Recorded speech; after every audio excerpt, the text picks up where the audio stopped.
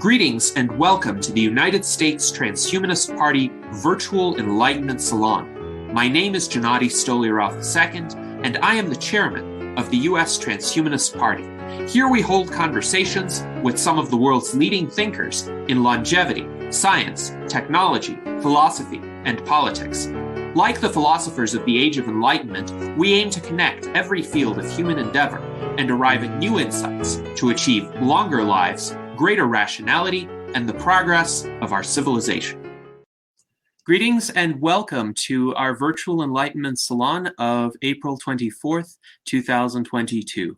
We have a fascinating discussion in store for you today about how emerging technologies and personalized medicine are helping patients with rare diseases both diagnose and treat their conditions, as well as hopefully cure their conditions in the not too distant future. Joining us is our distinguished panel of U.S. Transhumanist Party officers, including our Director of Visual Art, Art Ramon Garcia, our Vice Chairman, Arin Vahanian, and our Director of Longevity Outreach, Ben Ballweg. Our special guest today is John Marlowe. John has been a longtime member and friend and ally of the longevity community. He is an advocate for research on rare diseases, for regenerative medicine and rejuvenation biotechnology, which focuses on biological age reversal. And he is also the co-founder of Pathogene Incorporated. He is going to discuss today how emerging technologies and personalized medicine are helping patients like never before. And John has quite a story himself as to how he became involved in this field and how a variety of technologies and approaches have helped him personally. So welcome, John. It's an honor to have you today, and you have the floor. Thank you very much, Gennady. It's really humbling to be here. I watch these and they're very entertaining. So I'm able to provide some value to those that are listening. So a little bit about me and my story as far as rare diseases go. It's a genetic condition, and I was born with it. And I was always very skinny. I had appetite problems and eventually started vomiting when I was in my 20s, but I always had problems putting on muscle. It was just I was very weak and frail, and it's just a problem my entire life, and it got progressively worse as I aged. So, in my 20s, when I was at Berkeley, I was, while I was attending film school, on my spare time, I'd be going to the California Pacific Medical Center, which is focusing on motility. At the time, I had no idea it was a genetic condition. No one knew what it was. The diagnostic odyssey for rare disease patients, as I think many rare disease patients know, is 10 plus years. Anyway, I was going there, and I became really kind of well versed on receptors and this and that, and they prescribed to me nortriptyline, but I ended up taking mirtazapine because I found it had very potent antiemetic properties, and that's really what got me through Berkeley. Is just doing my own research on things that would stop my vomiting as a result of my genetic condition, which I later found out what it was. I could go through. Maybe I can make that a separate question, Gennady, of some of the things that I've tried. But long story short, I ended up, on a long road of differential diagnosis, basically trying this, trying that, trying this, trying that, slowly making improvements, but not exactly knowing why it worked. And then eventually I got my exome and then my genome sequenced with Illumina technology, and they actually had misdiagnosed me with hereditary fructose intolerance, and I had to go off fructose as someone who's already quite thin, that was really torturous, and it wasn't the diagnosis. So I had read after that in exasperation. I was doing some research, and I found Ewan Ashley's paper for long read sequencing used for the first time in a patient, or clinical long read sequencing, something to that effect. Ewan Ashley's the associate dean at Stanford, and he's got his own lab. He's a real pioneer in genomics. Anyway, I read his paper and I said, you know what I need? I need either PacBio, Pacific Biosciences genome, or an Oxford nanopore genome, because in that study, what they found was is that this patient who had cardiac tumors, in this gene that they usually suspected this involvement of this one gene, but they couldn't find the genetic defect with Illumina technology. So they sequenced him with Pacific Biosciences, genome sequencing technology, their single molecule real-time sequencing, and they found it in that same gene, and it couldn't be resolved with the second generation technology. And so ultimately, that's what I asked for. And I asked my friend, who later became one of my best friends, Pete Kane, who runs Research to the People. At the time, it was Silicon Valley Artificial Intelligence. And they asked me, what do you want more than anything? And so I said a PacBio genome. And I got the Oxford nanopore genome from Dante Labs. I encouraged them to really move into the future, and they generously provided that. And so anyway, long story short, in 2019, there was a hackathon called Undiagnosed One. And you can look that up if you're curious. It's Undiagnosed One post-event trailer. If you type in that, you'll find it in YouTube. But 200 people came from around the world to look at my Oxford nanopore genome, PacBio genome, various Illumina genomes, lifetime medical records, everything. They used AI, bioinformatics, everything. They threw everything in the kitchen sink at it, and it was all Stanford PhDs, Berkeley PhDs, MDs, people from India, Japan. It was crazy. 200 people for 3 days. And one of the teams, Team Tenacity, which is they were naming themselves after Tennyson X, which is ultimately the gene that's involved in my disease. It's a pun, and tenacity. They found the frameshift mutation in TNXB, which basically causes a rare form of Ehlers-Danlos syndrome, which explains my my muscle issues. It's essential in connective tissue and gastrointestinal stomach lining, so that's why I got stomach aches and I threw up all the time. It's involved in just a lot of different things, and pretty much everything that I had problem with, Tennyson X had a role in. And so it's pretty much a definitive diagnosis, but it has to be yet to be validated. But unfortunately, long read sequencing still hasn't been rolled out clinically. It's still in the domain of research, even after all this time. But it's about to be rolled out, thanks again to you and Ashley, the guy I mentioned earlier, who is really pioneering this. And he recently was able to get a human genome down to 5 hours, sequencing 5 hours and diagnosis in 2 hours. And he did a bunch of patients actually, and I think the average with sequencing and diagnosis was between 8 and 10 hours. So it's going to be rolled out pretty soon. And just before I go to questions, I'd just like to point out that the way that short read sequencing works, in case anyone's curious, that's what you get now with an Illumina genome or Dante Labs or Nebula Genomics or sequencing.com. It's a variation of Illumina, one of the Chinese sequencers, or is very similar to the way that Illumina works. They're called short read sequencing.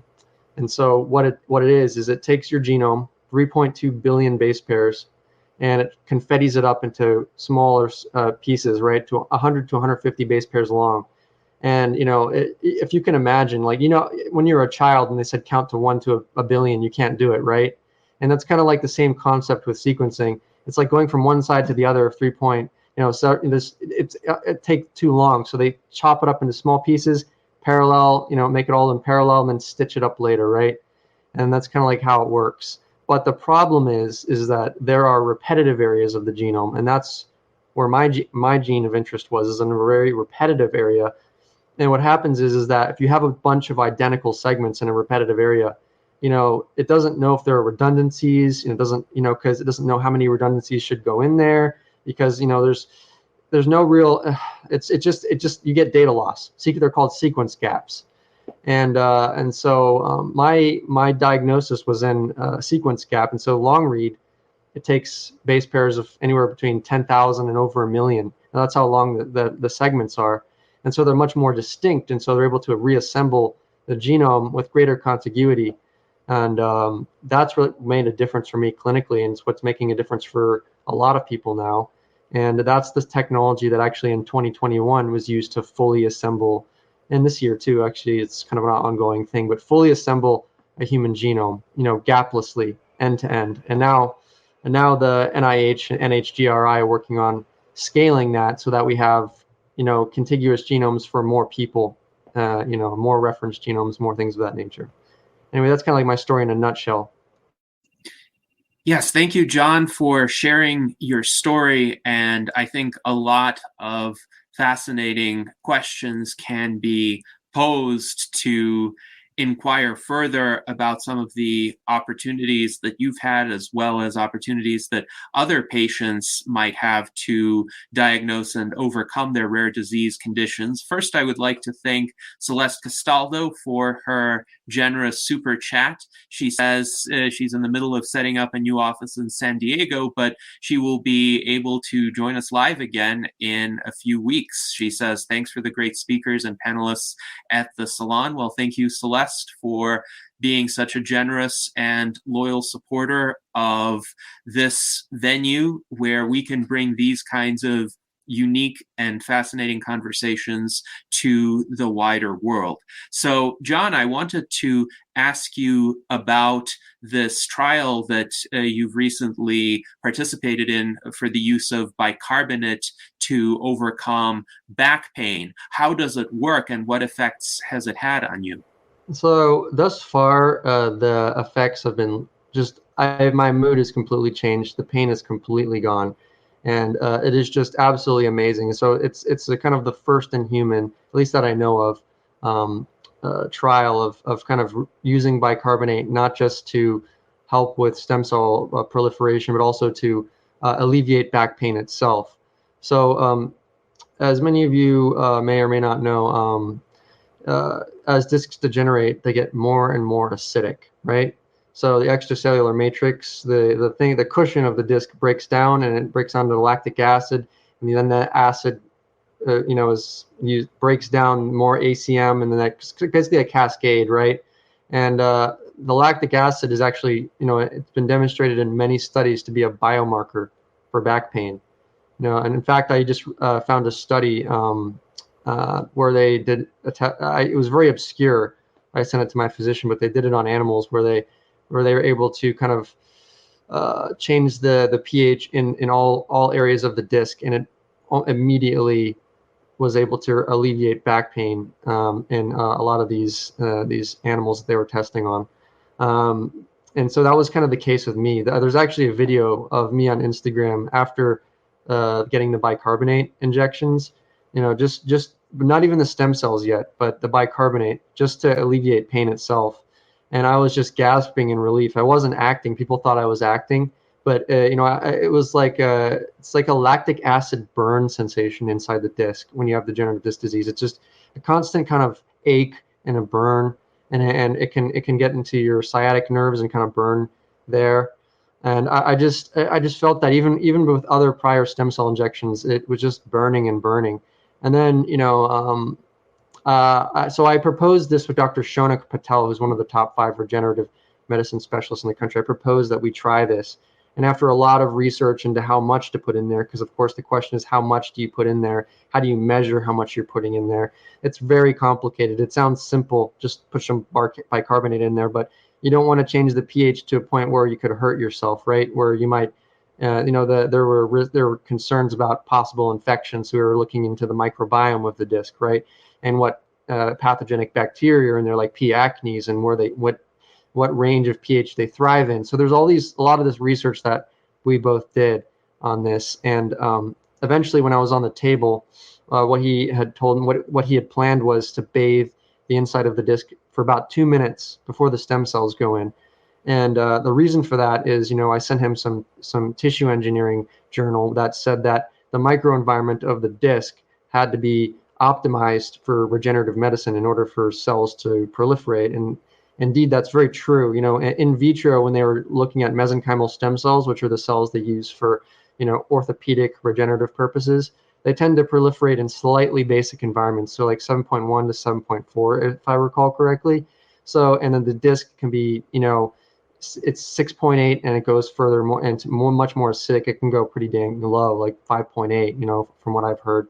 So it's not good for them. And and acidity, the acidity scale is logarithmic, so it's significantly more acidic, as it goes down.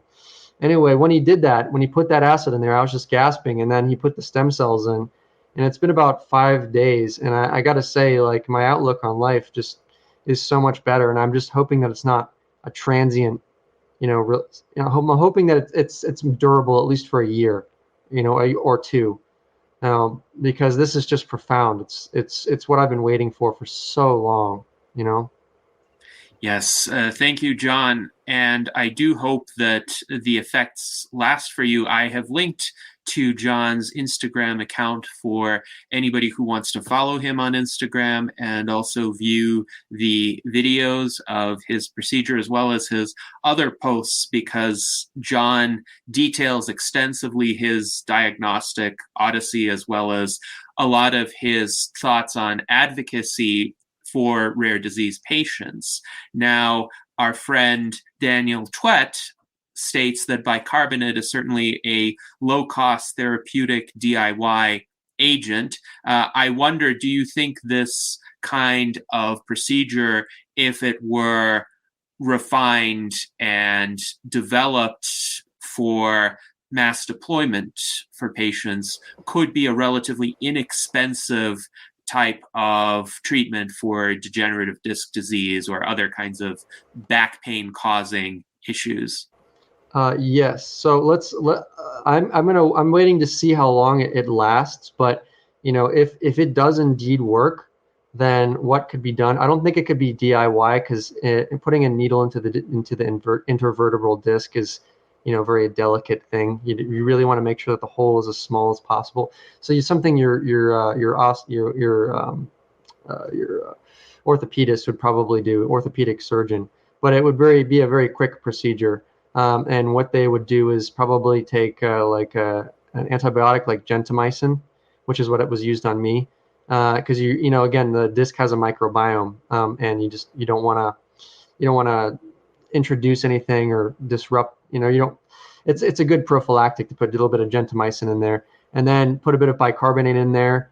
I could probably ask my physician. We could probably standardize it. The protocols, but I do think that this would be an amazing interim therapy until we were able to figure out how to reliably fix the intervertebral disc, which is pretty complicated. It is quite complicated. There's a bunch of products on the market from like 7 amino acid peptides that, like, apparently they have they have effects on like transcription, and they're very. I haven't really gotten into that, but I think it was like Spine Biopharma is doing something like that. And then there's Discgenics, which is doing disc progenitor cells. Allogeneic disc progenitor cells means like off the shelf, specifically cells that turn into disc cells, NP, nucleus pulposus cells. Then there's Mesoblast, which is about to get approved for FDA approval, which is allogeneic mesenchymal stem cells, which is like donor bone marrow derived stem cells. And then there's biorestorative therapies, which is doing autologous mesenchymal stem cells. So they have a protocol patented for bone marrow extraction and putting into the disc. There's a ton of companies. Dermal fibroblasts from Spinalsight, which takes like skin, and then they're able to somehow harvest the regenerative capacities of that, put that intradiscally for spine, disc regeneration. A lot of promising things are on the market, and getting this pain relief would definitely allow people to be more patient and thoughtful about what they choose to ultimately put in their disc, because there is a lot of scams out there, like at least what I think are personally scams. Like there's this one company that was they're advertising fibrin, intradiscal fibrin, to kind of seal the disc. And I had some friends get that, and it kind of made them a little worse. And they were claims that it would fix absolutely everything. And I made a mistake too. I went to a stem cell practitioner when I was in abject suffering. I was on the floor. In fact, I was just begging for stem cells, and so I tried something new. I had tried allogeneic stem cells, so donor stem cells from Wharton's jelly, from donor umbilical cords. That's not embryonic stem cells. They're specifically mesenchymal stem cells isolated from the Wharton's jelly. But this guy was saying that they have 5 times the proliferative potential of normal adult cells, and that blah blah blah. And he's going to use exosomes as well. And it's kind of a lot of woo woo talk, And so I ended up getting it. And he during the procedure, he actually put some into my bloodstream, which I'm still not happy about because I don't know. I mean, my doctor said not to worry about it. My new one, he said they're probably all dead, all the cells they injected, which is good. But I just had worries about getting a teratoma, which is what you really don't want. Teratomas are like when they inject like pluripotent stem cells into your bloodstream, and then like a tooth or something will grow in your spine or something like that. You know what I mean? Like something weird.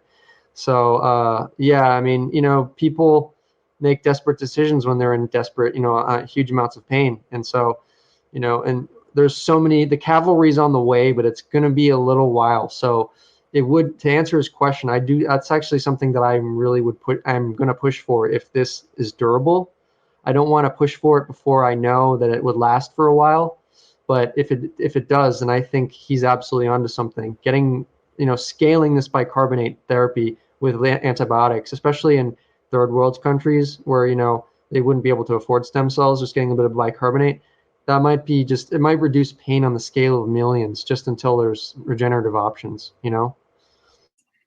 Yes, thank you, John. And a lot of our viewers empathize with the situation that you described. Wait What 469 writes, for sure, when you are in enough pain that it prevents sleep or hinders your life significantly enough, it's tempting to look at anything to help. And John H., a fellow John, writes, relentless pain, even at low levels, tends to be demoralizing. He also points out stories like John's make one grateful for just general good health, which is too easy to take for granted. And I think that's the case for a lot of people, unless they have an ailment that leads them to experience a lot of pain or significant deterioration in their quality of life. They may act too dismissively toward just a general state of good health. They don't realize how many things have to go right in order for that to happen. So thank you, John, for those remarks. Now, I do have a question with regard to the bicarbonate injection. So from a very simple basic chemistry type of understanding, bicarbonate is basic. Bases can neutralize acids or essentially increase the pH of the surrounding area. And if the acid is what's causing the pain, then the bicarbonate can alleviate it. My question is, how long, from a theoretical standpoint, could it potentially last? Because I presume if the same underlying problem continues, more acid will be generated and eventually that pH will be lowered again. What have you heard from your doctor about the prospects for that treatment being of an enduring nature? So right now, again, there's a lot of unknowns. I've heard different things from different physicians. And so, ideally, what would be happening is that the bicarbonate would be creating a more hospitable environment for the mesenchymal stem cells that have been injected. And then those mesenchymal stem cells, from my understanding, the mesenchymal stem cells have like a 5% differentiation rate into disc cells. So anyway, maybe there'd be a higher amount of proliferation and a higher amount of nucleus pulposus cells being generated, and those actually have a role in, from my understanding, and I'm not a doctor, but from my understanding from the research that I've done, these nucleus pulposus cells have a role in, in kind of maintaining the extracellular matrix, which is the cushioning material, as well as kind of buffering the, bicarbonate kind of cycling inside the disc. So there actually is a normal bicarbonate kind of cycling mechanism that happens in the disc, and in degenerative disc disease, it gets disrupted. And then slowly over many years, the acid, starts to accumulate, and thankfully, acidity is kind of logarithmic. So it's like, we put in, like we changed we changed the amount of acid by just a huge amount by putting that bicarbonate, and there's a much less acid in there. The question is how is that gonna? We really just don't know how fast that's going to last, and if the stem cells are going to proliferate and turn into something that's going to buffer it, and most likely they will. But there's so many unknowns right now. But there is one big accomplishment of this study, in humans. It's that you can get instant relief from injections of bicarbonate, and maintaining that, as well as disc heightening. The acid pH neutralization is also critical in getting back your quality of life. Because I let me tell you, after that he injected, normally I'm like, I've had four intradiscal stem cell injections over many years. I get them once every 2 years. But this is the first time that after a stem cell injection, I was in no pain. I was standing. In fact, I walked a mile the next day. My mood has improved. I've been talking to all sorts of people, very happy, cheery. I've kind of forgotten at some point that I even ever had back pain. It's so profound. And so I think doctors now can really, they need to focus on that. And I think that with a lot of the therapies that they use, they may start injecting bicarbonate to augment what they are injecting, right? So again, there's just a lot of unknowns, but we did at least figure out that the cause of a lot of people's back pain is that lactic acid burn. It's real.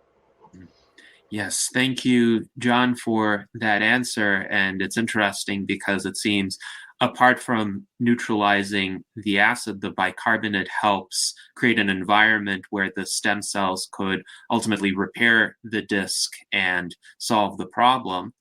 Our friend Mike Lazine comments that with John Marlowe's knowledge, you would think that John is himself a doctor, but really John is a very educated patient who has been learning about the science, the biology related to his condition and related conditions for many years. And John, I'm wondering if you could share your thoughts about how important it is for a patient to educate him or herself about his or her condition and take this proactive role, because I think there are too many patients who just trust whatever a doctor tells them, and they may miss something as a result. Their doctor may miss something as a result. So what can patients do to essentially become like you and educate themselves and become almost as knowledgeable as a medical professional in areas where it really has a personal significance? Oh, thank you. It's very kind of him to say that. And I guess my advice, and thank you, Gennady, as well. My advice would be, first of all, make a lot of doctor friends, on Facebook, or just have a lot of people in your doctor network that you can ask for second opinions, right? Get their emails and say, what do you think about this? What do you think about that? If you're thinking about trying things, always get use them as a focus group, right? Use your educated PhD friends and everyone as a focus group. You should be adding really smart people on Facebook, people that have really good credentials, because that's like your village, right? You really have to think about that. And so that would be my first advice, is just really add people with a diverse knowledge set and skill set, and use that opportunity to teach yourself. My second thing that I would really suggest is, before I get into the third thing, which is about the news, the second thing is that really you have to look at yourself as personalized medicine. The idea of it doesn't just concern rare diseases. It concerns longevity too. If you think about it, all of us have a rare disease. Everyone on the planet, even if it doesn't manifest, in our youth, eventually something, we have a unique genome, right? And so because we have a unique genome, just because it's similar to someone else's, genetically it's distinct. And I'm pushing for that kind of view, that sort of framework. We all have a rare disease. Everyone in the world has a rare disease.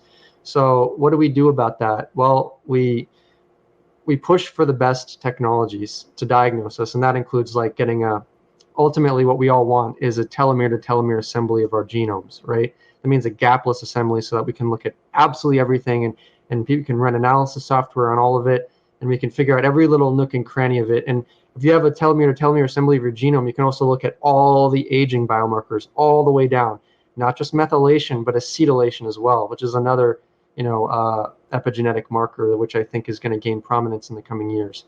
So you could look at all of it and then get a complete understanding of your health and how you're doing, right?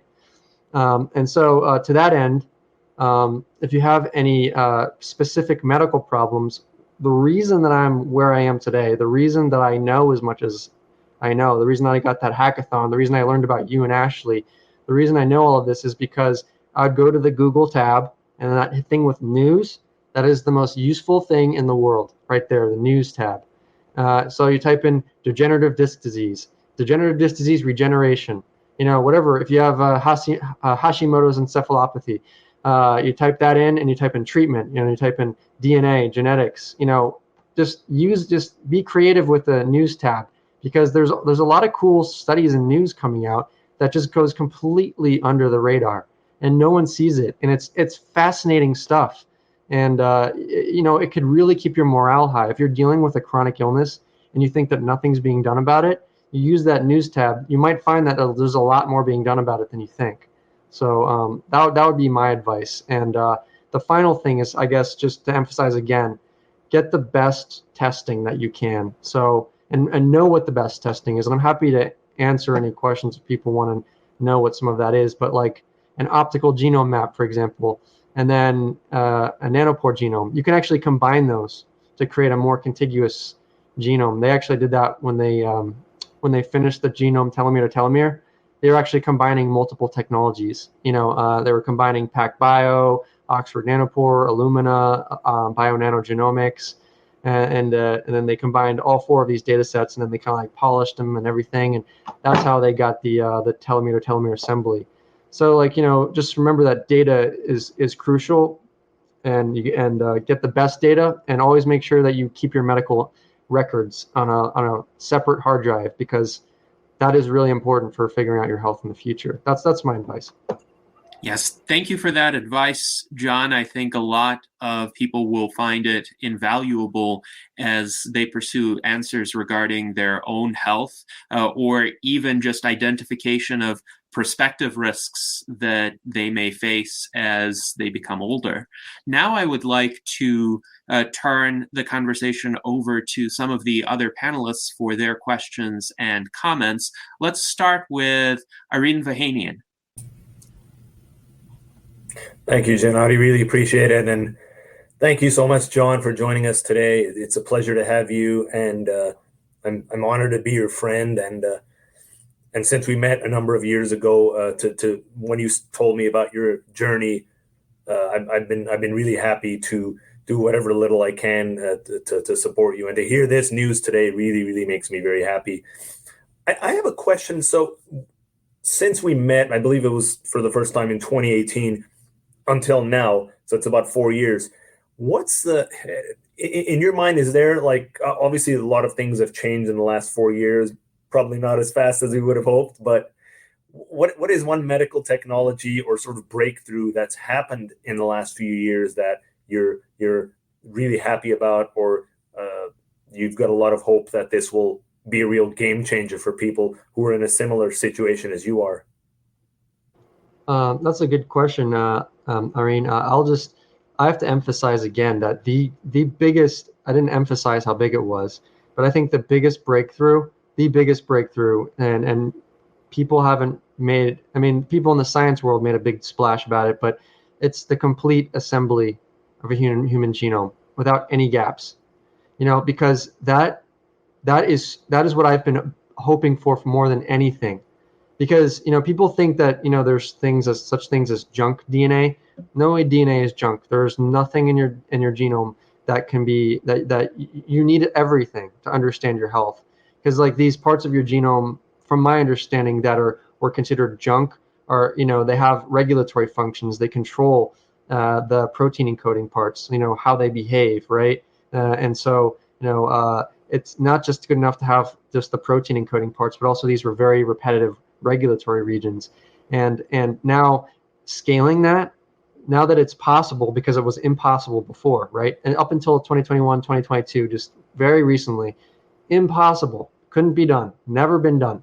Now we're trying to make a reference pan-genome that's completely telomere to telomere, or T to T as they call it. The telomere to telomere consortium is the one that's working on this.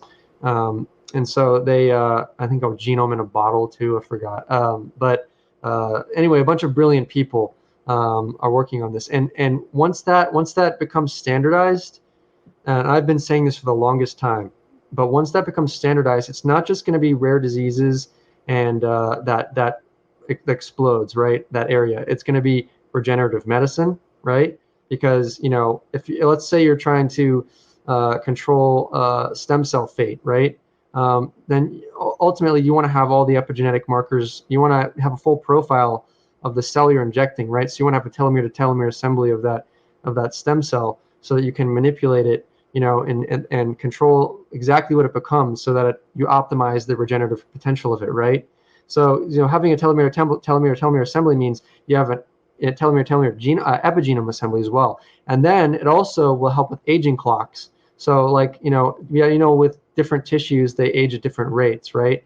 So you could take a bit from your skin, you could take a bit from do a puncture biopsy, I guess, of different parts of your body. I mean, I was talking about that with Research to the People, actually, doing like a multiple, like a clock, trying to get multiple different tissues from different parts of the body. But you'd be able to do that with greater clarity than ever before. And you'd also have an understanding of what to, if all the diseases you're at risk for. You'd be able to optimize your diet and what medications you take. The level of medical advancement that a scaling the telomere to telomere genome would provide we can't even imagine it now. But believe me, that once that is scaled, and once you go to the doctor's office and it's standard to get a telomere to telomere genome, so many things are going to be cured. And the aging will make quantum leaps. So that's my answer. Does that answer your question, Noreen?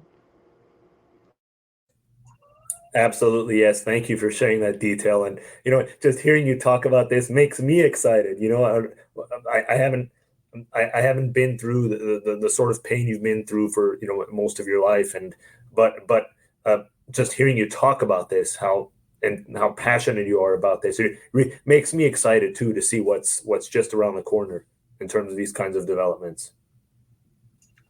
Yes, absolutely. And our friend John H. writes along these lines, junk DNA just means we don't know what that stuff does. So our knowledge about that is expanding. Now, for our audience who may be familiar with the Human Genome Project that essentially concluded around 2003, can you elaborate on the distinction between what that effort achieved and what was achieved a lot more recently in 2022 in terms of sequencing the human genome? What more complete knowledge is available now that was not available 19 years ago? In 2000, I think it was ended in 2004, and it was run by Dr. Francis Collins, who was actually the director of the NIH up until very recently. I think last year, at the end of last year, he resigned. But he was Dr. Francis Collins sequenced using something called Sanger sequencing. They had sequenced 92% of the genome, and so there was 8% of it missing. That's kind of a lot, and there. It's just there's a lot of people that had genetic diseases in these regions that that were just completely missing. And now with the advances in genome technology, we've gotten the diagnosis rate. From my understanding, the current diagnosis rate has gone up from 30% for whole genome up to 42%. So it was kind of at 30% for a while. And that was with second generation sequencing. That's with Illumina sequencing. With Sanger, genome sequencing was kind of, back in the day, the first genome I think cost several $billion to assemble. So it was very, very expensive. And then Sanger is kind of an expensive technology, if I understand. I've never worked with it, never had a Sanger genome. It was Illumina that brought the costs down. So they're they're the current sequencing giant. They're worth 50 billion, or market cap. They're give or take a bit 10 billion. But they're the ones who really drove the costs down and made clinical sequencing kind of a thing, right? They're the ones who put it on the map, to their credit. And so basically they were comparable to kind of Sanger sequencing. There are some trade-offs, for cost and this, but it wasn't really, it was still, we needed to finish the rest of the genome, and that's where long read kind of came in. And long read sequencing with the two companies, Pacific Biosciences and Oxford Nanopore, and also the optical genome mapping company, Bionanogenomics. And so those three companies and their efforts in cooperation with the National Human Genome Research Institute and a lot of these kind of nonprofit organizations, it was actually kind of in the past 5 years, I would say, that the big leap in genomics has taken place from, kind of the status quo to now everything is complete, telomere to telomere. And we're talking about creating reference genomes that are complete for various populations, and maybe after beyond that, making it standard to get a telomere to telomere assembly. I mean, like it was it was pretty linear, on what was being accomplished up until 2017. And then you and Ashley published that first time the clinical use of long read sequencing technology. Then suddenly there was a kind of a bump of interest, and then as long read became cheaper and cheaper, just like Illumina became cheaper and cheaper over the years, then suddenly it started being used in kind of research capacities more, and then boom. And now you and Ashley, if you look at his LinkedIn, he's my personal hero, by the way. He's the guy who basically got me to where I am today. He's just an amazing guy. He talks about long read sequencing being ready to hit the mainstream, getting ready to hit the clinic. And the way he did it, it's really fascinating. So nanopore sequencing works very differently than other sequencing technologies. It's basically the DNA is threaded through a pore, right? A protein pore, and there's an electric current. And then, based on the electric current, there's some resistance, and then that determines what base pair it is, because they all have kind of different electrical signatures as they go through the pore, right? And anyway, what they found is that unlike other sequencing systems, that have polymerase as a bottleneck, so Illumina and PacBio, they both use polymerase to kind of go down the genome, and in the case of PacBio, it clips off a phospholinked nucleotide. So it's like a nucleotide that bounces around in this vacuum chamber called a zero mode waveguide, if I'm remembering correctly. But in any event, it clips off the nucleotide, and then it bounces around that, and then that determines whether it's methylated or acetylated. The kinetics of it bouncing, and then the light determines what nucleotide it is.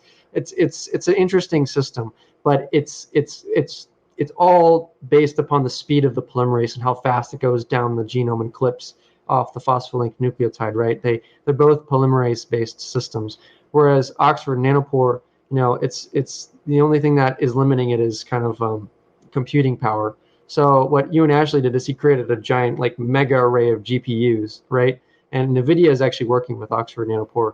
And so he created this giant array, and it just super processing power. And it's just kind of spat through the genome super fast, and was able to. It didn't sacrifice any quality.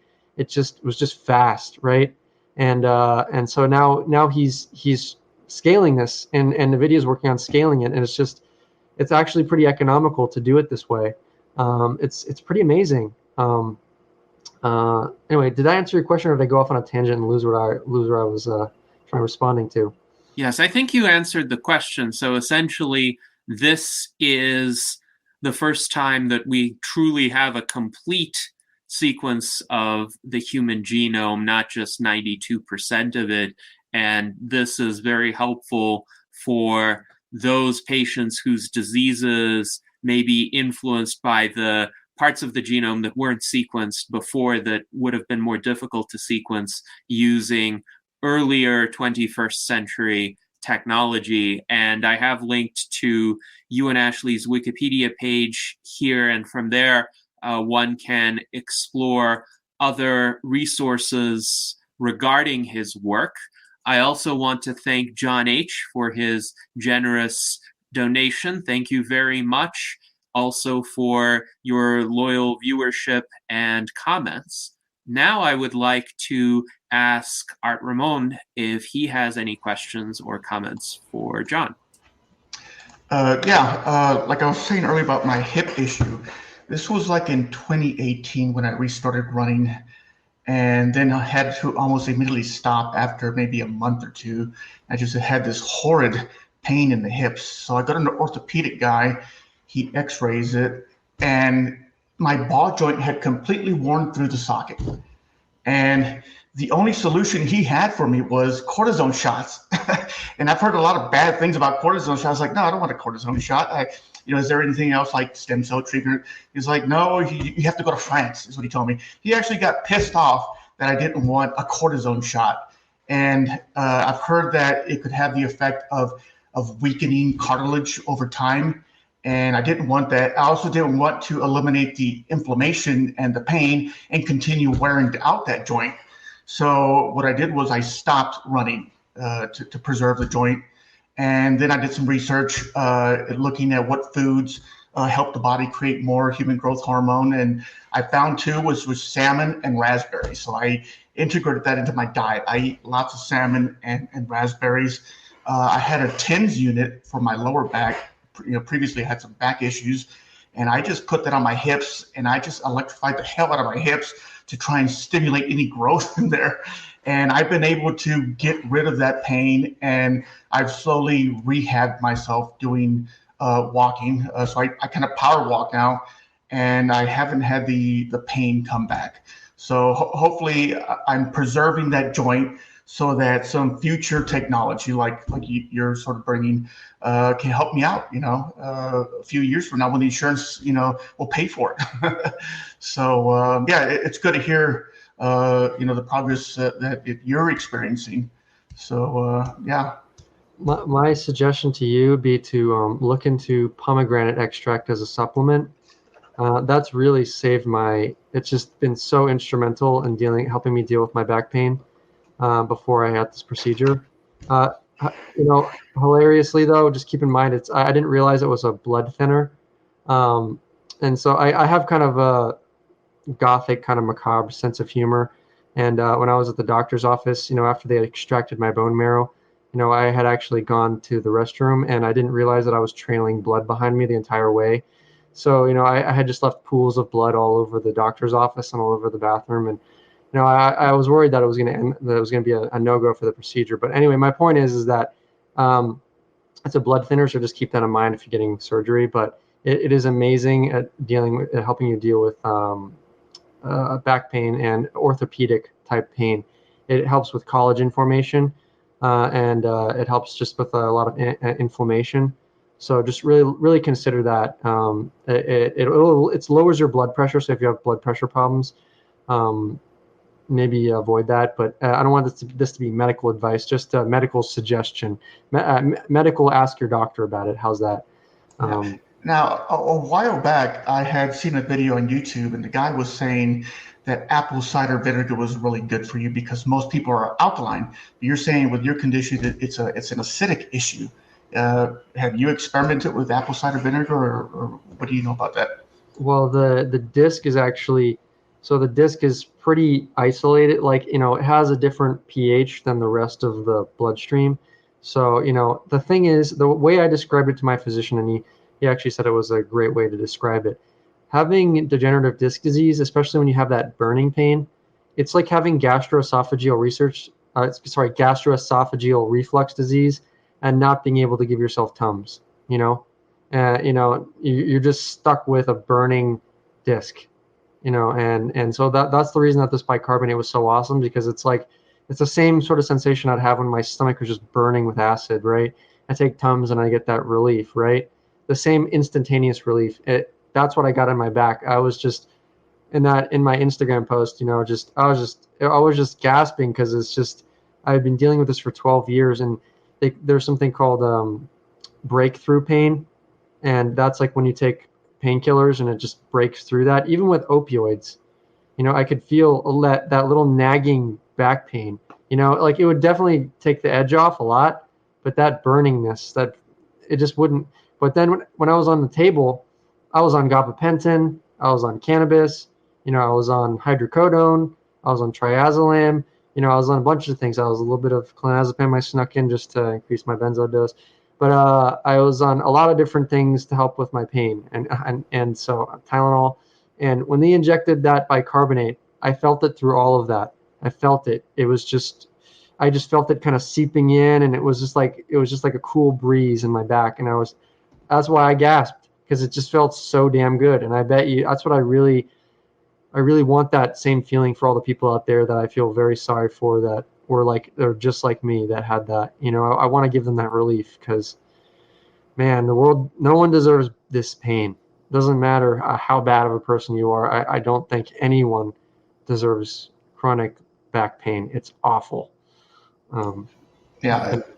My back pain sort of comes and go, but right now I'm not as concerned about it as I am with the hip. I definitely want to preserve the hip, because I just don't want a hip replacement. I think it's just very low tech. Yeah. But the first joint that I'm probably going to experiment with, this newer form of treatment that comes out eventually that is covered by insurance, probably my knees. It's easier to get to the knees. So that will be the first joint I experiment with. Yeah. Stem cells aren't that far away. I mean, they've already been injected into knees, joints, all this. People get them all the time. So it's only a matter of time. And getting injected into your hip and in your joints, everything that's causing you pain, that's going to be probably within the next year or two, before that, when that's rolled out. It's gaining a lot of momentum. Stem cells are finally, and I've been following this since Obama lifted the stem cell ban in 2010, I think it was. Because I was wanting stem cells since in 2010 when I got my degenerative disc disease. It's finally in a position where it's imminently going to launch. So when it launches and it's FDA approved, just go in, get stem celled the hell out of. You're going to feel better very quickly. I guarantee you, it's going to help with pain. I don't know if it's going to regenerate it, because we're still, just like sequencing. They say we're in the first generation of regenerative medicine. So what you can definitely expect is pain relief, and maybe a longer window for that before it gives out completely. But second generation regenerative medicine aims to actually restore structure to what, and so that there's a lot of research on that, and it's getting very very molecular, very, very granular, like what's going on. And so if you do that, what I suggested with the news, like joint regeneration, or this and that in the Google News tab, you can stay on top of everything. If everyone that's getting that sort of therapy, everyone that's experimenting with it, that's the best way to keep in the know and who's doing what. And so if you ever get desperate, you'll have a list of names to reach out to, of people that are experts in that very particular area, So that's what I suggest. All right, thank you. Yes, thank you, John. And Celeste Castaldo writes that the pain management physicians that she works with regularly use stem cells for knees, hips, the spine, and all joints. So this field of medical application is definitely advancing. Now, John, is it correct that since the bicarbonate injection, you have been able to discontinue using those painkillers that you described? Well, I actually don't use painkillers that often. I was just using them post surgery, every time, post procedure, I should say. But I really don't need them right now. I haven't needed them for the past 5 days. And it's because I was actually getting sciatica was actually the reason that I really wanted to proceed forward with this is that it felt like a burning sciatica. I felt, and what happens with degenerative disc disease is actually, from my understanding, is that a lot of the adjacent, even if there's no like obvious puncture to the disc, there is some acid being kind of released, into the nearby areas around the disc. And this can agitate nerves. It's like your nerves are being burned with acid, right? And that's what happens all around your back. And it just causes this sort of dull pain. And the more acid there is, the more it burns it goes from ache to burn, and I was just getting sciatic that just burned, and it felt like acid, So that's why I really proceeded with this. And I wanted to stay off painkillers because I didn't want to injure my back without knowing that I injured my back. So I would always just take supplements and things to be very careful, because unlike other people, I actually have problems with musculature. And so I have to be very careful.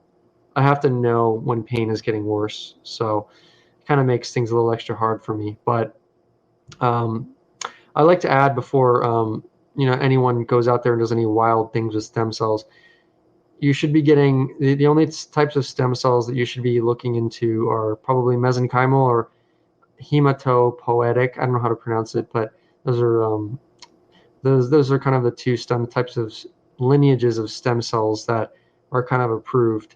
If people are making claims about stem cells curing Parkinson's disease or Alzheimer's or all this other stuff, that's snake oil. There's a lot of snake oil out there, and you want to be careful because there are people that have gotten stem cell therapies, and they've been injected with like pluripotent stem cells, which is very dangerous. And they've gotten like teratomas in their spine, and teratoma is like a growth of like basically like a tumor of like random stuff. It's like it'll be like a blob with like hair and like teeth. It's just like random stuff will grow.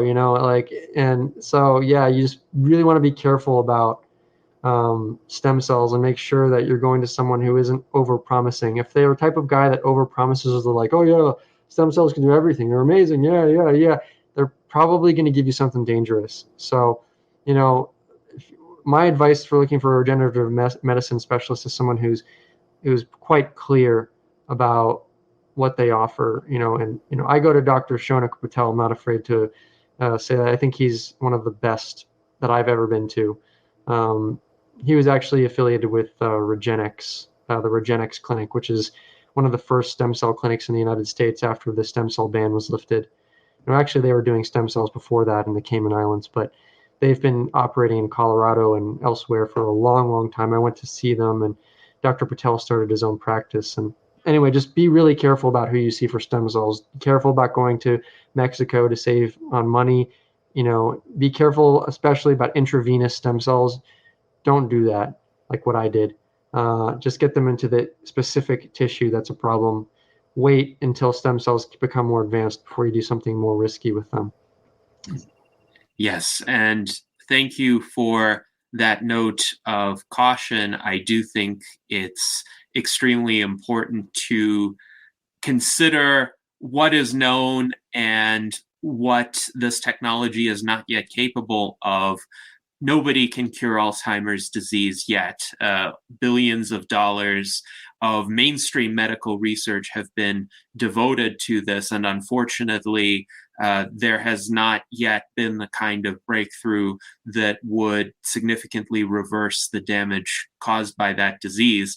This is a great tragedy, and a lot more research needs to be dedicated to this goal. But yes, if somebody claims to be able to cure Alzheimer's disease with stem cells, they are essentially trying to deceive credulous patients. And I do think somebody who takes the proactive approach, as John has done, and to educate himself, will also pay attention to multiple sources from well-recognized, respected, credentialed medical practitioners as to what is or is not possible, and form a general understanding that would be able to at least get those red flag types of signals to be generated whenever there's a claim that seems outlandish, that seems to be well beyond the reach of contemporary medical science. As our friend John H. points out, if it sounds too good to be true, well, it probably is. And we want to be in a situation several years, several decades from now, when cures do become available for ailments that are currently incurable. But when that happens, you can be sure there will be a lot of published research on this. There will be a lot of media coverage. It's not just going to be one lone owner of a clinic in Mexico claiming that it's possible to do that. So having a good deal of skepticism as well with this type of research, this type of attempt to get answers for one's own condition is very important because we are here advocating a scientific approach. We're advocating an approach that's actually going to be efficacious and not just something that might feel good or that somebody believes in because they want hope, as contrasted with an evidence-based type of approach. So now I am curious if Ben Ballweg has any questions or comments for John. Hi, John. I don't know too much about you. I was curious to hear more about your interest in rejuvenation specifically, and how you think you can best help rejuvenation progress. Well, when you talk about rejuvenation, what I really think the best way forward is, and I've said this many times, is that we have to start, rejuvenation, if we're talking in fantasy terms, right? So let's say you make Dungeons and Dragons, you're a cleric, right? Rejuvenation is like the ultimate spell, right? And you can't really cast that spell until you learn kind of the lower level spells and build your way up there. And so the way I see it is that genomics is the bedrock. That's kind of like it's what is going to lead to every major, well, not every, but many of the major advances in longevity, because it'll allow us to interrogate aging like never before. So this is how precision medicine for rare diseases and longevity intersect. It's the same technologies like nanopore sequencing that can look at epigenetic changes and genetic changes in people with genetic diseases. These can also look at, genomic instability. That's one of the hallmarks of aging. And so if we're going to look at genomic instability, what are we going to need? We're going to need a complete picture of the genome, right? To know how it's being unstable. If we're missing a piece, we're not getting the full picture. If we're not getting the full picture, then we're not building our models, our AI models on, the best data possible, right? And if that's the case, then it's going to come to erroneous conclusions.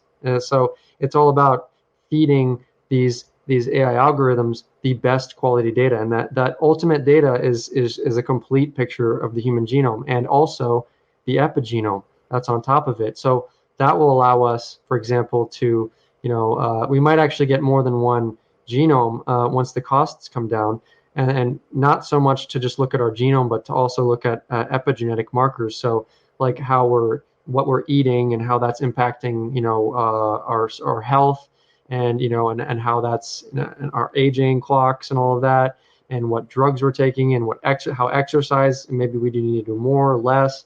All of that is enabled through genomics, and that's what I'm really passionate about pushing, is this telomere to telomere assembly of the genome, and making sure that we focus on that and standardizing that and putting resources behind that, getting the federal government to put. There was something called the All of Us campaign, which the goal of which was to sequence 1 million Americans or plus using Illumina technology. Well, I think something like the All of Us campaign, but maybe with a smaller number at first, a smaller cohort, but there should be an All of Us campaign that seeks to create telomere to telomere databases of individuals, right, including their epigenome, everything. And then putting that into kind of a repository for researchers to look at. And the benefit of doing that, not just for rare diseases, is that in the process of buying and paying for these genomes, you're actually giving the genomics companies a revenue stream so that they can innovate, lower the cost of their technologies, and put more things out. And so then those can be used for things, that like longevity with increasing cheapness, And so yeah, I mean, there's a huge intersection between longevity and rejuvenation biotechnology. And again, I honestly believe, I know Aubrey says it, that you can approach it without fully understanding it. And I think he's right, because on some level, my dad benefited from Fisetin, which is a senolytic. I can talk about that later, but if we really want to master aging, if you really want to master it and have absolute control over it, you need to master genome biology first. It's just the bottom line. It's the soil from which the tree grows. So that would be my suggestion. I mean, it's the soil from which regenerative medicine grows. It's another hallmark of aging, stem cell depletion, right? So genomics would allow us to control what stem cells become, right? The Yamanaka factors can clear all the epigenetic markers. It becomes a pluripotent stem cell. Then what we can do is we can, if you have a genetic disease, you can edit out the genetic disease, and then you can maybe somehow find a way to manipulate the epigenetic markers so that the cell becomes a brain cell or a disc cell or whatever, a skin cell, whatever you want it to become. So the ability to manipulate biology will just make a quantum leap once we have full control over the genome. It just can't be understated. Genomics is the bedrock of the future of everything, and once we get mastery over that, then the sky's the limit. That sounds good. If I can allow you to, or give you a segue into pathogene, I don't know if I just looked as we haven't even talked about that yet. I don't know if you want to go into that aspect of knowing thyself and how important that is. Sure. Pathogene is actually an infectious disease diagnostics company that was born out of my hackathon. So I was actually diagnosed with nanopore whole genome sequencing at 30x. And my brother, who's kind of a wunderkind, he math, economics, finance, triple major. He wrote a script. He put the entire exome on Wikipedia, all 20,000 protein encoding genes, and he wrote a script so that it would pull from like PubMed or the NIH. I forgot exactly, but it would update every gene as there's information published about it automatically, and it's still operating to this day. But it as more becomes available, it's pretty badass. But anyway, my brother started Pathogene with me and 3 others, including Paul Spiegel, who some of you may know. And what it is it's basically a fully automated metagenomic. Metagenomics is like basically looking at the things beyond the genome, like your microbiome, and or different things that are genomes beyond your genome, and so we're basically developing a metagenomic test that can diagnose all known and even all unknown human infections in 6 to 8 hours for $125, and it's fully automated and cloud based. It's a complex. I can walk you through it in a moment, but it's a one-stop shop for every pathogen and their antimicrobial resistance. And so we'll be able to profile, like what drugs, like, in the case of like things like sepsis, which is what we're really targeting at first, sepsis, infectious meningitis, infectious pneumonia. In the case of sepsis, the standard of care takes up to 60 hours and has a high false negative rate. It's very hard to culture a lot of pathogens. That's the standard of care. Our device would make that 6 to 8 hours and also provide the antimicrobial resistance, which would allow the provider to prescribe the right antibiotics in a very timely fashion to save someone's life who's got a blood infection. So that's really what we're trying to do. And the way it works is, so we have a robotic liquid handling robot that takes the biofluid from the provider. Once the provider gets it, it's a point of care device. Then the liquid handling robot then puts it through a series of kind of protocols to prepare it for genome sequencing, and that includes host DNA depletion. That means getting rid of human DNA. Cell lysis. That means cracking open the shells of the pathogens. And there's a bunch of other kind of wet labby stuff that goes on. But once all the DNA has been extracted and it's kind of floating in a solution, right? Then it's loaded into the genome sequencer. The genome sequencer sequences it, and then it uploads it into the cloud. There's cloud-based bioinformatics, which with our partners that do that. Then after the cloud-based bioinformatics detect the pathogens and the antimicrobial resistance genes, then they're able to put together a report for the clinician. And so then they get that between 6 to 8 hours. And the cool thing is that we're making a lot of progress on this. And we just, our dad who passed away from a polymicrobial infection was our first patient, and he was, we just ran him through our pipeline, and it detected everything. There's still some optimization that has to be done with regard to kind of host DNA depletion and a few other things, but we've made quantum leaps in the past several weeks, and we're hoping that that we continue to refine this process. And we've also got a lot of interest, a lot of venture capitalists reaching out, and we even got invited to apply to the Military Prototype Advancement Initiative and the Navy Multi-Topic, which are kind of like fundraising platforms for kind of ambitious startups. So we'll have to wait and see. I don't want to overpromise, but there is a lot of. I'm very optimistic about this working. So and I'm very excited to be a part of it. So that's what we're doing there. Thank you. Yes, excellent. Thank you, John. And our friend John H. wonders, is the program you described publicly available yet, or is it still under development? The program is in the MPAI, or talking about our device. Yeah, I think he's wondering about the device, but I will let him clarify in the chat if he has any other thoughts or intentions with that question. But if you could speak to that, I think that would be helpful. It's not publicly available yet. We are still doing early stage R&D. We have a full-time research and development scientist at our labs in Monrovia, California, and she's got experience with nanopore. But we're still optimizing it, and it's going to be probably a few years before this technology becomes available. Maybe several even. It depends on the regulatory landscape and how much leeway we're given. Theranos really created a lot of skepticism about emerging medtech, companies, a lot of paranoia and pushback.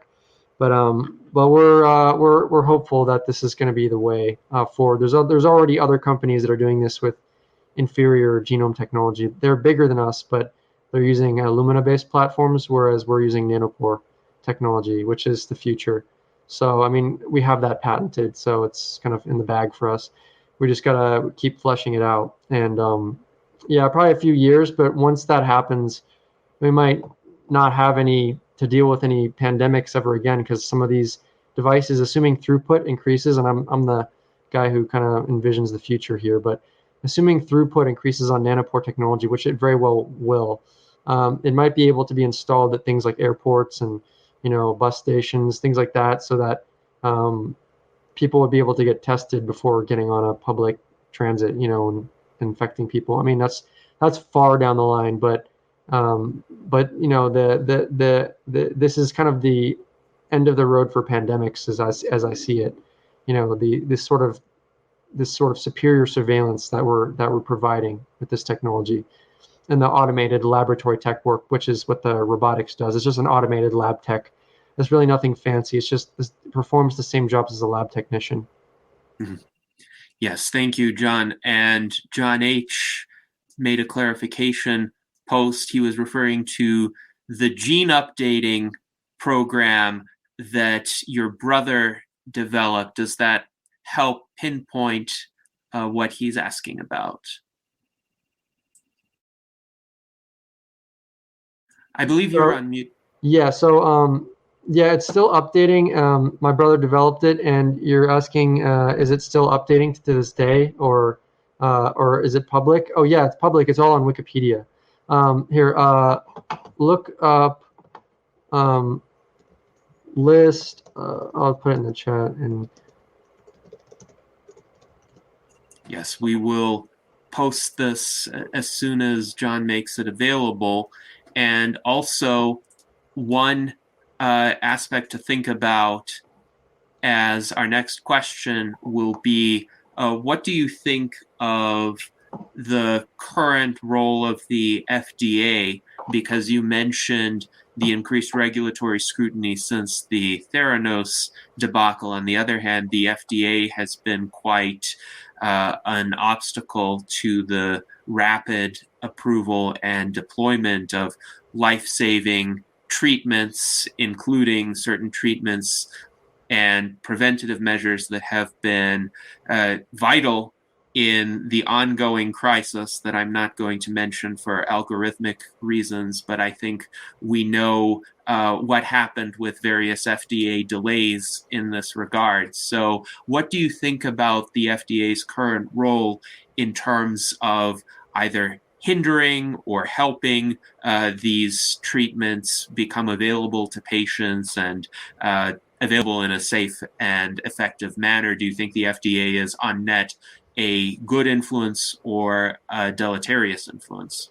That's a great question. I'll answer this question. If you don't mind, I'll just take a quick break after I answer this one. But what I wanted to say is that there is hope for regulatory innovation. So as part of Biden's budget, the Health Advanced Research Projects Agency, which is modeled after DARPA, the Defense Advanced Research Projects Agency, was officially established. And their goal is basically to take bold and rapid steps with medicine, and they can sidestep red tape. Anyway, one of their missions is actually regulatory innovation at the FDA, so that they can actually get these medicines to market in a faster way. So, and by the way, that list of protein encoding genes, it's multiple pages, but that's what basically the script my brother wrote basically kind of updates. But anyway, I honestly believe that HARPA, or ARPA-H as it's called, I really think they should have called it HARPA. But ARPA-H is really going to, I think, move the needle forward as far as regulatory innovation at the FDA, because it's recognized that it's very much needed, especially with all these complex new biotechnologies that even some of the highest echelons at the NIH are having trouble keeping track of, because things are getting so specialized and so siloed that just sometimes you really just you kind of need a dedicated body to kind of work on regulatory innovation. And I think that ARPA-H will be well equipped to do that, because it'll be kind of there'll be experts at ARPA-H that are full-time employed, and then people that are working with ARPA-H from like universities and stuff that have really good ideas. And I feel like it's gonna make big changes in our healthcare landscape. ARPA-H is probably the biggest regulatory thing in terms of health that this year. I think it's one of the, and it might actually be one of the biggest of this decade, because as you well know, the DARPA is what led to the creation of the internet, GPS. A lot of the foundational technologies we all enjoy today were created by DARPA, which has a minuscule shoestring budget, but what they do is big moonshot programs, big, ambitious, bold things. And so the thing that's really encouraging is that they might focus on aging. That might be something that they eventually focus on, because of course, as Aubrey says, it's an uphill battle to treat diseases if you're, as you get older. So obviously ARPA-H, that's not beyond their purview. And they are gonna change things up. ARPA-H is gonna be an amazing organization. I just know it. So that's my answer to that. Yes, thank you very much, John. And the other John wants me to thank you for your answer as well. And John is going to be back in a few minutes, but in the meantime, we have some interesting comments along these lines. So Mike Lazine writes, the FDA should be canceled and replaced with our version of it. And he's correct that we do have a proposal in our platform. This is section 118 of the U.S. Transhumanist Party platform, which supports abolishing the FDA and replacing it with a radical life extension administration. This was adopted by a vote of our members during March 25th through the 28th of 2020. So we were deliberating various policy responses to this ongoing public health crisis that the world is mired in and has been mired in for the past 2 years. And our platform reads as follows: given the extreme delays, bottlenecks, and expenses created by the mandatory approval process of the Food and Drug Administration, the United States Transhumanist Party supports abolishing the FDA and replacing it with a Radical Life Extension Administration, or RLEA, whose mandate would be to prioritize the rapid development of potential disease cures, treatments, and a word for a very important medical therapy that I will not mention for algorithmic reasons, including any possible cures or that particular type of therapy for a particular disease that I will not mention for algorithmic reasons, as well as treatments to mitigate and reverse the diseases of biological aging, which is the major risk factor for this ongoing disease that I will not mention.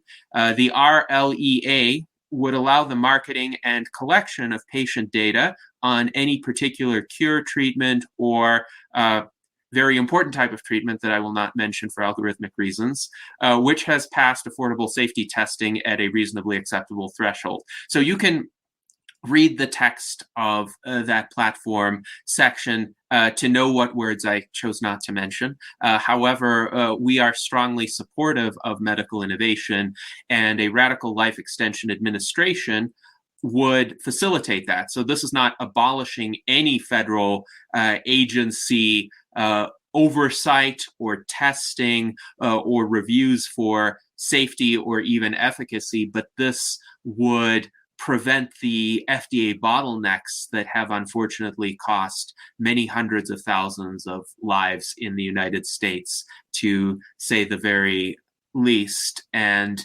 then Mike Lazine responds to thank me. He couldn't remember the name of the Radical Life Extension Administration, but there it is. And we also had an interesting commentary from our friend Sergei Gubkin, and he writes that if a claim, any given claim from somebody who purports to offer a cure, is not through valid scientific research and not supported by any known reputable scientists, it is probably like a perpetual motion machine, so pseudoscience or something that is not possible using the laws of physics. And common sense, while it's not the standard in terms of making scientific conclusions, is a good guide on whom to trust. That's Sergei's view on it. So we, as intelligent laypersons, while we may not be medical experts ourselves, so we may not be able to definitively say, oh, this particular treatment will work or it won't work, we can have a certain ability to discern pseudoscience. We can have a certain ability to discern approaches that probably are not worth pursuing. Like if somebody says that if you touch a magic rock, then your back pain will go away, or you will be cured of Alzheimer's disease. Clearly, we can figure out that this person is probably mistaken or is trying to sell us something that will not be efficacious. But John, welcome back. And one other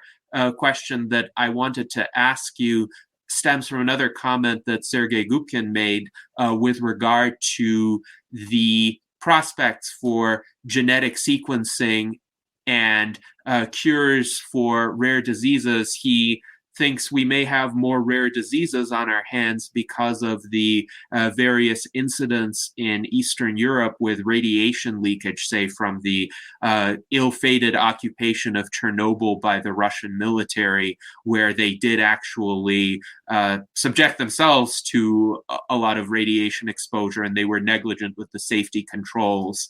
So with the human genome having been completely sequenced now, do you foresee the ability to rapidly test people who may have been exposed to radiation for any genetic anomalies that has resulted in?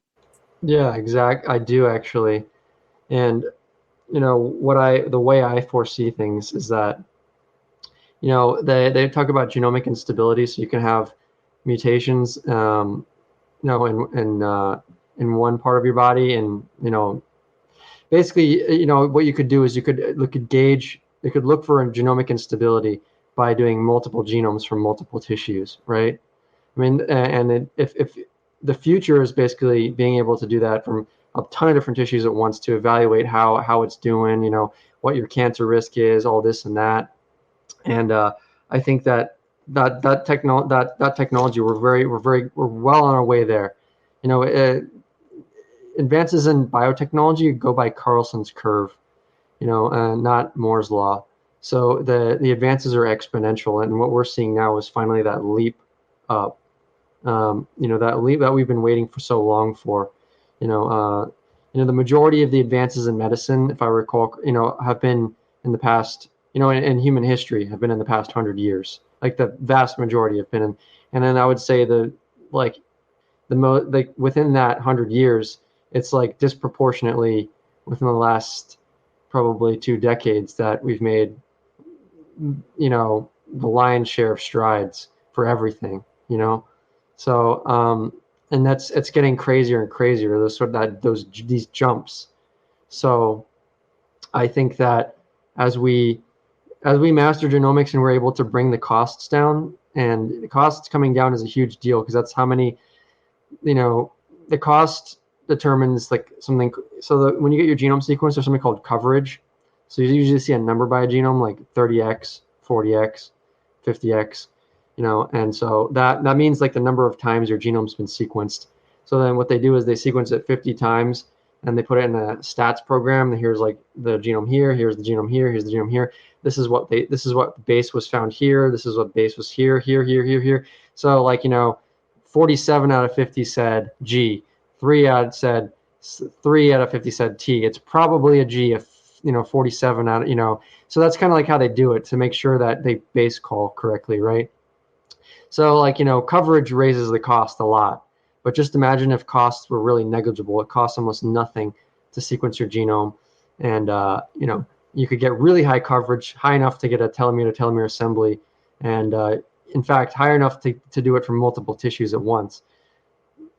You could do so much with that. As I said, it's not just stem cells, but you could study how radiation, and possibly even semi-real time, because the nanopore technology is making huge strides, and right now it goes through an electrical current.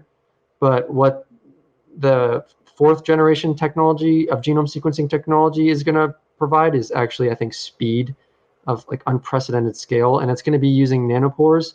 But I can tell you, this is what I honestly think it's going to be. It's going to use spectroscopy in some capacity. So it's going to be sequencers are going to be optical, because the reason for that is because you put something through the electrical pore. I heard someone in a longevity discussion talked with me about this. It can change it can affect the epigenetic reading of things, because it's going through something that's going to disturb it, right? So you want it to be read by something that doesn't disturb anything in the genome, right? Doesn't change anything. And so basically it's going to be nanopore sequencing, but instead of an electrical current, it's going to be some sort of optical device. And so there are already companies like, I think, Harmonica that are working on that. And that's going to be like 4th generation sequencing. It's going to be extremely fast, extremely cheap, and we'll be able to do all sorts of cool studies with it, including studies on radiation and possibly how to stop radiation poisoning, maybe come up with some therapies for it, and be a lot possible when genome sequencing is accurate and scalable. Mm-hmm.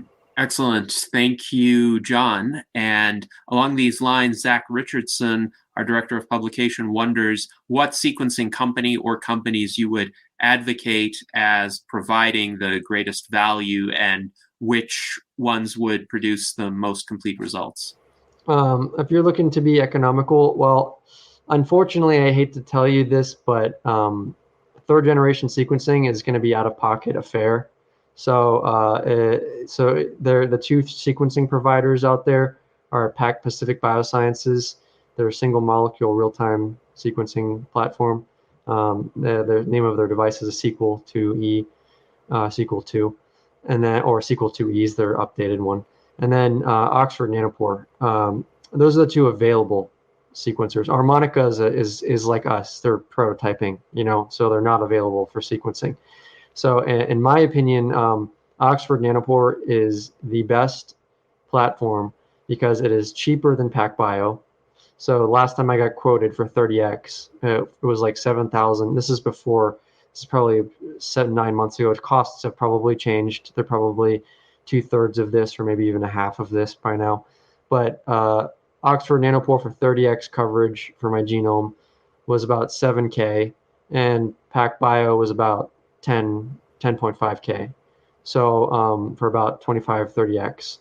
So and Oxford Nanopore has made some major advances in its nucleotide level accuracy.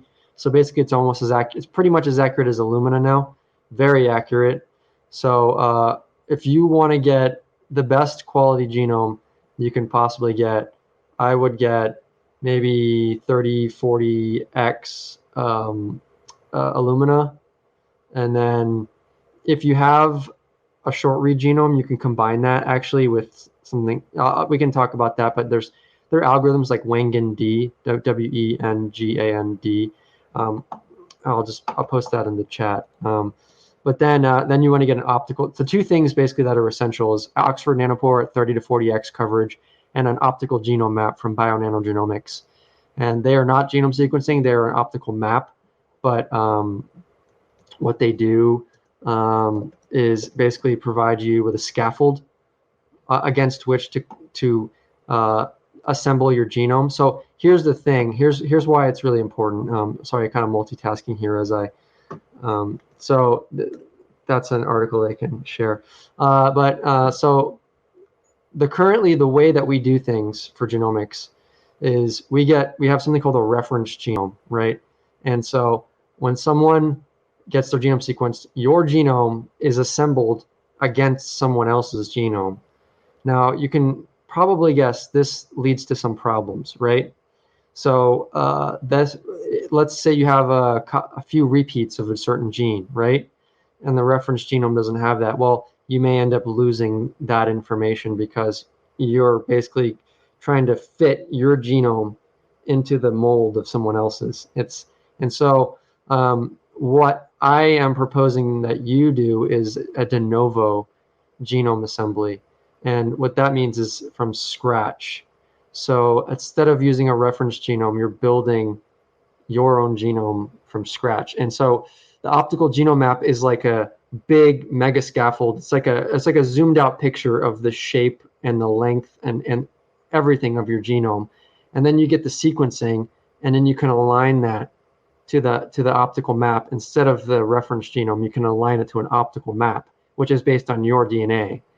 And then if you happen to have like a Illumina genome or one of the Chinese ones, MGI, BGI genome, you can use that to further polish, the genome that you have. There are algorithms that combine all of these together, and then we'll give you a master genome set. And that's how the telomere to telomere assembly of a human genome was done, is with multiple technologies that all kind of complemented each other.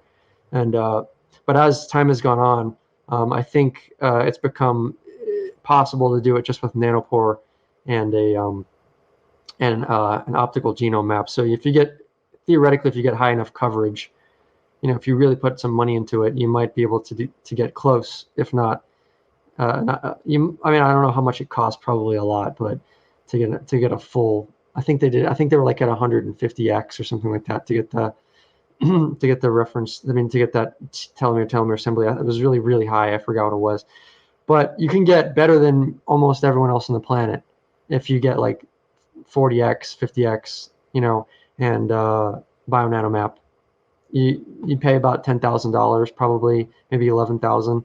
But if you had a genetic condition that you wanted to get figured out, I can tell you this: it's the sexiest data set you can possibly.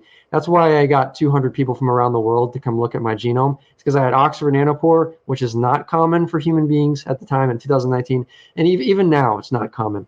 And PacBio, and I had all this other. I had a metabolome, I had a proteome, I had all these ohms, and then I was just right there. Do whatever you want with bioinformatics. People came and they loved digging through it. They had the time of their lives. It was fun for them to use this data. So if you do pay out of pocket for it, I don't think it would be too hard for you to find someone who wants to dig through it. But you might want to tell someone that you're doing it before you get this data, because if it takes you a few months to find someone, costs may come down and you may end up saving money. You know what I'm saying? So I would say get your ducks in a row, find someone to do analysis if you're not doing it yourself on the data, and then get the data and then have them do analysis, and then you might find some really cool insights, and it'll probably cost you south of 10K. I mean, that's what I suggest. Yes, that's fascinating, especially considering that the Human Genome Project cost about $2.7 billion in 1991 dollars, which would be about $5 billion today. And yet, John, you said somebody could have a much more complete personal genome sequencing done for essentially $10,000, and the cost is coming down still. So hopefully this will be affordable, not just for people of middle class or somewhat affluent means, but even ordinary working class people in the coming years, and certainly in the coming decades. Now, Zach also wonders if you get individual reports on certain genes from various research companies or researchers who have looked at your genome or other patients' genomes that you're aware of. How does that process work? Well, there's no real standard, I have to say. You could probably get one, possibly, if you asked for one. My genome was discovered with Qiagen's.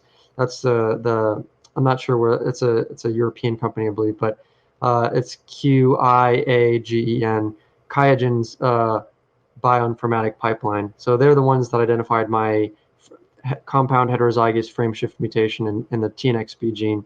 And so they didn't give me necessarily a report. They just they had like a list of genes and like probabilities of what's causative and stuff. Everyone had a different kind of thing. And since it was a research setting, there was no real standard. But you can, if you pay money, you can get that from someone probably. There's something called the Science Exchange. That's probably where you're going to get. You're not going to be able to get this sort of service anywhere else. The Science Exchange is kind of like eBay. It's like a mercenary site for wet lab services. So, you want a metabolome, you want a proteome, you want a super cutting edge, super technology, this, that. It's on the Science Exchange. Some providers, that's how they make extra cash, right? They're like, I'll do this for you, and they have a reputation just like on eBay, right? And you ask for a quote. You say, this is what I want. This is the specifications of my project. How much what's your deal? And you can ask 5 people at once. And so, yeah, the Science Exchange is kind of like, if you cannot get the testing that you want, you can get it through the Science Exchange in a research capacity. But that bioinformatic part, you might be able to specify that on the Science Exchange once you have the testing, or maybe one before you have the testing. You say, I'm going to be getting this testing. I see you offer bioinformatic services on long read data. How much would that cost? What could you do for me? And you work it out beforehand. So if you have extra money on your hands, which, I have never used the Science Exchange, services, but I've definitely interacted with people on there for organizations, like Research to the People, to help them find providers for other patients. Yeah, you can find pretty much anything on there, provided you have some money to pay. And if you have about 10, 12K, you could get basically the futuristic genome and a futuristic analysis by some of the smartest people in the world. Something that won't be available probably for another 1 or 2 years. I'd be able to get that now. So it's something to look into. It's unfortunately, nanopore sequencing is not FDA approved yet, and that's what you and Ashley, the guy I've talked about, is basically pushing. He's trying to push it through. He's trying to push it across the finish line. He's saying, look, look at it. Go look at you and Ashley's LinkedIn page. He talks about this, his latest post or his semi-latest post. He talks about how he did a bunch of rare disease patients, and he diagnosed them. Genome sequencing used to take, when I had it done, it took 3 months to sequence a genome and analyze it. It took a long damn time, and then there were delays, and it was like, 4 months, 5 months. Finally, we have it done. This guy did it from sequencing to diagnosis on several patients, an average of 10 to 12 hours. 10 to 12 hours. And he raised the diagnostic rate from 30% to 42%. So, and he says that it's ready to be, rolled out.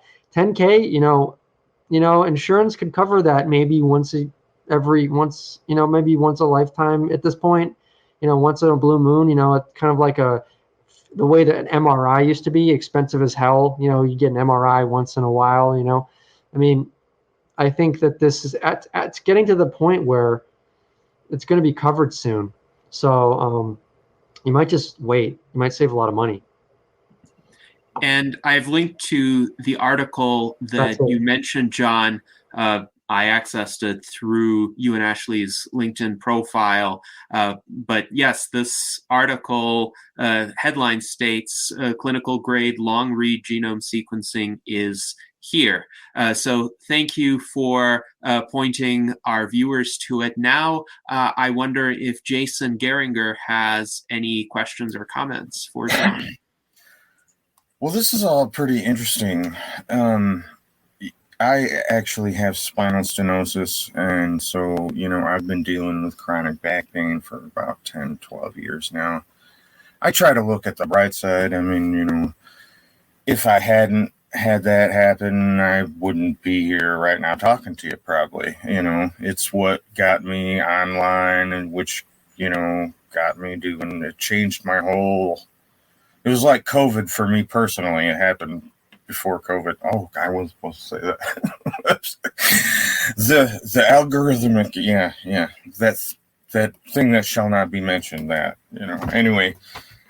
So I'll be honest with you though, at a certain point, I kind of didn't want to have hope, because then, sometimes it's just easier to just not think about it and just that you're going to be in pain forever, but this is very interesting. I'm wondering if this bicarbonate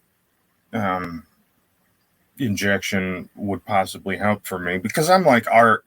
I didn't like the idea of cortisone shots. I went through them and I jumped through all the hoops that the doctors wanted me to, and it's still never done anything.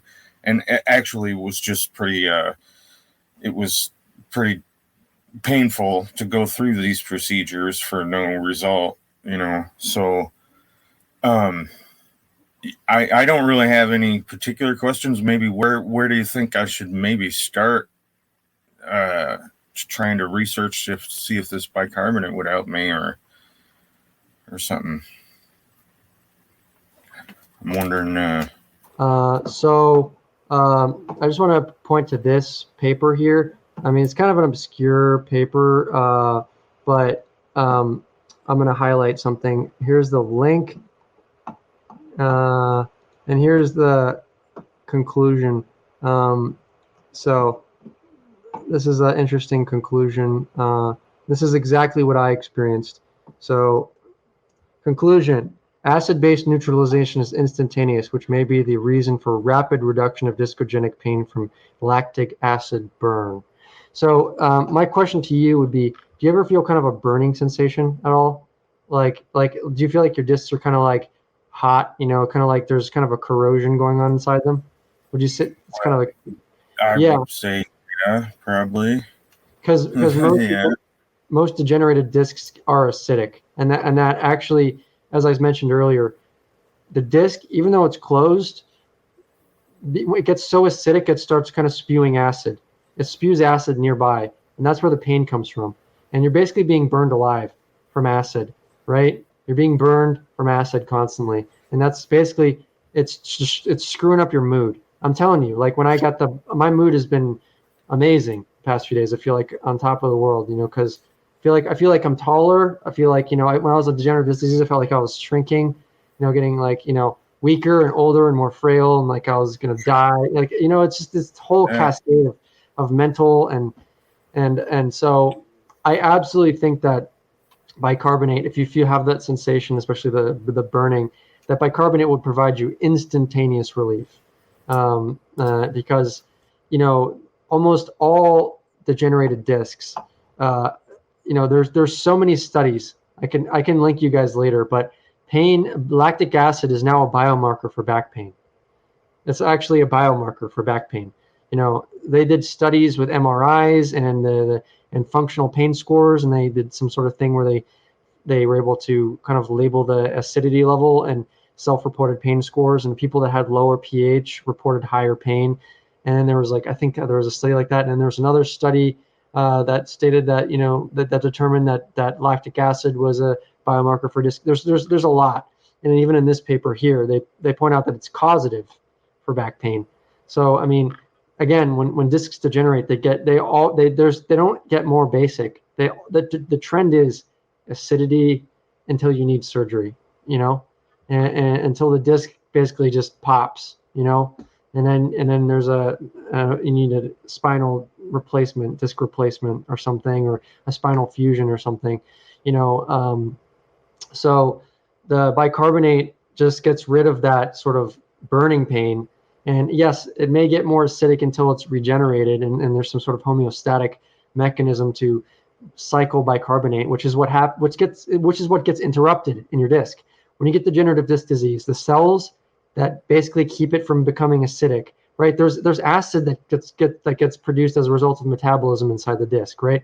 There's some sort of metabolism that goes on, but then there's also a thing to offset that metabolic waste, that lactate, that is bicarbonate cycling that helps kind of keep that, it buffers the acid so that your disc stays healthy and functional, and that the pH doesn't destroy the extracellular matrix, which is like the pillow of the disc. As lactic acid increases, it just keeps breaking that down, and then the disc keeps getting shorter and shorter, and the cushion keeps getting weaker and weaker, and then more and more acid builds up inside the disc, and there's more and more acid inside the smaller area, and then it starts spewing out acid in all directions and causing your nerves to be irritated constantly and ruining your mood. And so the bicarbonate increases the volume of the disc, so it gets a little bit up, and it also lowers the burning pain. And so I do think that it's something that to look into. So stay in contact with me, see how I'm doing, maybe in a few weeks, a few months, and if I'm indeed out of pain for a few months, maybe even a year, it's something. It depends on how long you want to wait, but I could possibly put you in touch with my clinician, Dr. Shonak Patel, and say that you'd be interested in trying possibly a bicarbonate and antibiotic without the stem cells, because you don't have to pay. Stem cells are what jack up the price to several $1,000s, but you'd sign a research waiver saying that a liability waiver saying that you accept and acknowledge the risks. You talk to Dr. Patel and ask him any questions about. You probably want to ask him about discitis, which is probably the only risk and only complication that you could get from this. But I don't think that it's very likely, because P. acnes, which is the bacteria that causes disc pain, it's one of the bacteria implicated in that, achieves optimum biomass at pH of 6, which is 10 times more acidic than 7, So you're moving it away from 6 to 7, it's not going to thrive as much. So the risk of discitis is probably kind of small, because P. acnes thrives within 4.5 to 8, right? So it tends to prefer slightly more acidic environments. Even though it can do okay in basic, it does better in acidic. So anyway, my point is that Dr. Patel is an ace doctor. He's not full of crap. He's very, very honest. He worked with Regenix. He has excellent pedigree. He's known as one of the top 5 specialists in the country. And I agree with that. He deserves that. He won't steer you wrong. So anyway, keep in contact with me. Anyone who's interested also. I will. Therapy. Yeah. At this point, I had just kind of given up on it, really. And, I know it's pretty sad when you reach a point where you just are, accepting that you will be in pain forever. But, I'd be willing to try some stuff. Check out my Instagram of me getting that injection. I'm like gasping in relief. People thought I was acting, on my Facebook. They thought I was just because I actually put a camera during the procedure. I recorded the whole thing. I'm just crazy like that. I always do stuff like that.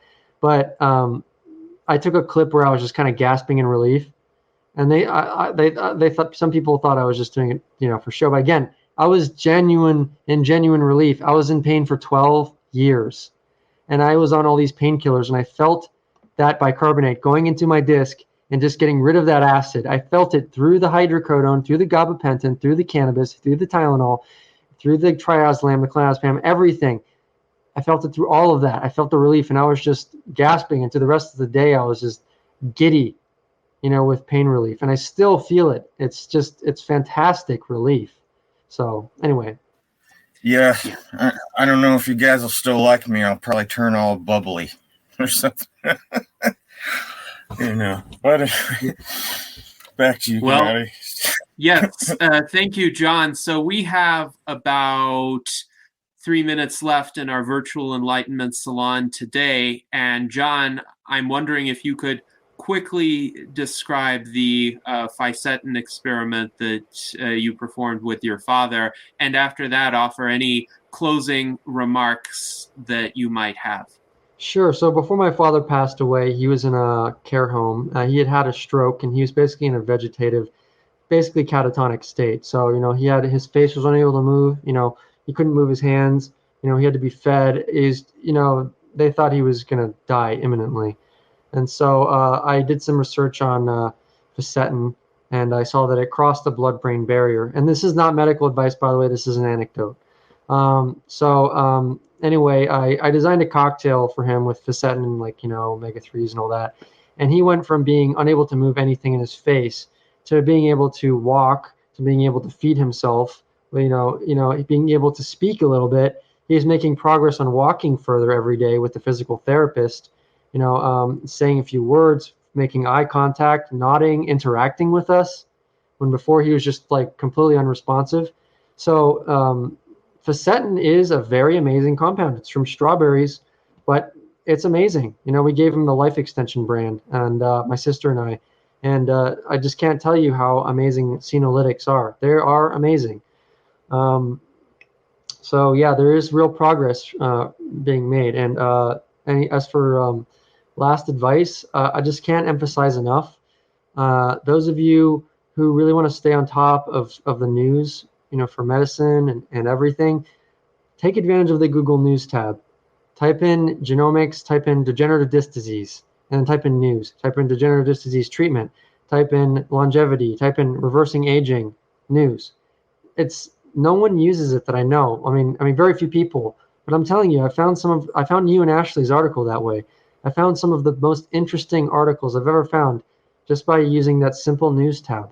And it can change your life, especially if you're looking at news for something that's relevant to your personal health. You might find something right there on a Tuesday when you weren't expecting it that just shatters your whole world, and not shatters, but makes your whole world something good to it.